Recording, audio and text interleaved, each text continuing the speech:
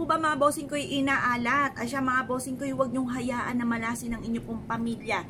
Ito po, ituturo ko sa inyo ang dapat ninyong gawin para instead na kamalasan ay puro kasaganahan ng darating. Unang-una mga bossing, kayo po ba'y naglalaban ng gabi? Kapag naglalaba ka ng gabi o isa sa miyembro ng pamilya ay naglalaban ng gabi, sitahin niyo po kaagad kasi malas po yan. Yan pa mga bossing ko, kahit anong gawin natin kayod or kaya kumahig, laging sa wala't wala. Kaya kailangan walang maglalaban ng gabi. Yan pa mga bossing ko, agahan ng gising at maglabas sa umaga at hindi po sa gabi. Malas po yan mga bossing. Ganun din po mga bossing ko ang nagtatambo ng pagtutong ng alas 5, nagtatambo or nagwawales, aba sitahin mo. Nakoy, malas yan. Huwag mo itapon ang grasya. Kailangan sa umaga tayo mag-general cleaning, sa umaga rin tayo maglalaba mga bossing. Ganoon din po mga bossing ko, ang nag-iiwan ng damit, lalo na ngayong ghost month mga bossing ko ha, yung nag-iiwan ng damit sa hamugan, nakoy, malas po yan. Maaaring magkaroon pa ng karamdaman, yung lalo na sa mga panloob nating damit, malas po yun na nag-iiwan mga bossing ko sa hamugan mga bossing. Kaya pagtutong na alas 5, hindi pa tuyo ang damit, ikanlong nyo na po muna. Huwag nyong hayaan sa hamugan. Malas po yun at maaaring kapitan pa ng mga bad spirit mga bossing. Ganoon din po mga bossing ko, napakamalas kung kayo po mga bossing ko ay nagsasampay sa mismong bakuran mga bossing ko na mismong gate. Malas din po yun, lalo na kung ang inyo pong mga isinasampay ay mga basahan mga bossing, malas din po yun.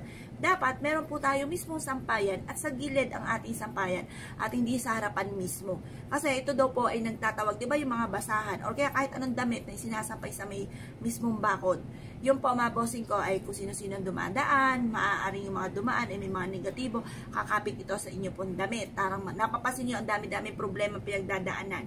Kaya kapag may ganyan mga bossing ko, kayo po yung gumawa na lang ng sampayan sa gilid, gumawa kayo ng pukpukan ng concrete nail sa bakod sa pader, tapos doon magsasampay sa kawad. O kaya bumili kayo na mismong sampayan at wag po mismo sa inyo pong bakod.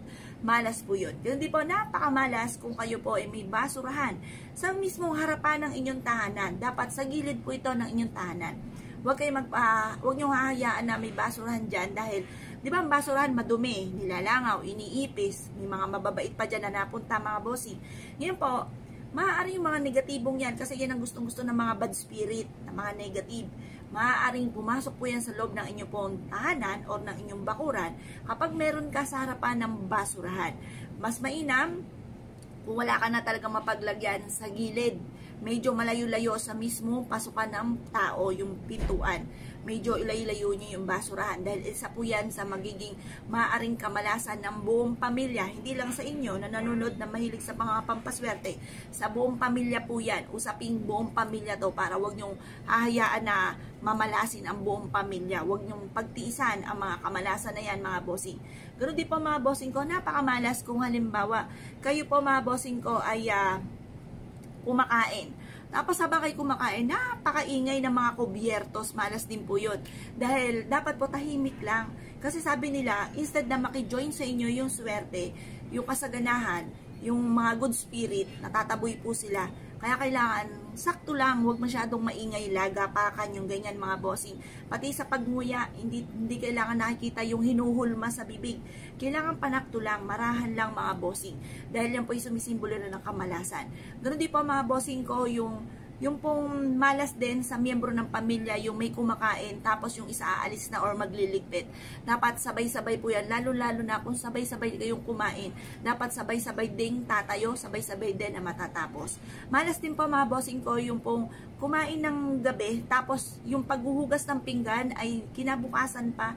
At hayaan ito na magpiesta, mga ipis, yung mga, alam niyo na, yung lumalabas sa gabi, yung mga mababait na yan, mga daga, mga bossing, pagpipiestahan po yan dyan, lalong dudumi yung inyo po mga kubyertos, yung mga pinggan po ninyo. Kaya kailangan kapag ikaw po mga bossing ko ay kumain ng gabi, kailangan po kayo po ay hugasan nyo kagad. Huwag nyo hayaan na nakatambak. Kasi pagpipiestahan ng mga negatibo po yan mga bossing. Ngayon pa mga bossing, kailangan din po mga bossing kapag ikay nagsaing, yung mismong pangkansaldok ng sinaing ay dapat marami pong laman, wag nakataob dahil buong kahirapan ng buong pamilya po yan. Kaya kailangan kapag sumandukan ng sinaing, kailangan sasandukin nyo siya, kailangan apaw. Hindi po siya nakataob kasi sumisimbolo po yan ng kahirapan, kawalan ng pera, hirap ultimo sa pagkain, hirap siya na bumili ng pagkain. Yan pa mga bossing ko ang ilan sa mga malas na huwag niyong pagtitiisan na mga ginagawa sa loob ng ating tahanan. Kaya sisitahin niyo sila na malas po yan para hindi po kamalasan ng inyong mata mo. Puro swerte ang maaaring mata mo po ninyo. Ngayon pa mga bossing ko kayo pinaniwala at nice po yung gawin. Subukan niyo po yan dahil proven po yan na napakaswerte. Ngayon pa mga bossing ko kayo pinaniwala. Asya, good luck po sa iyo po lahat.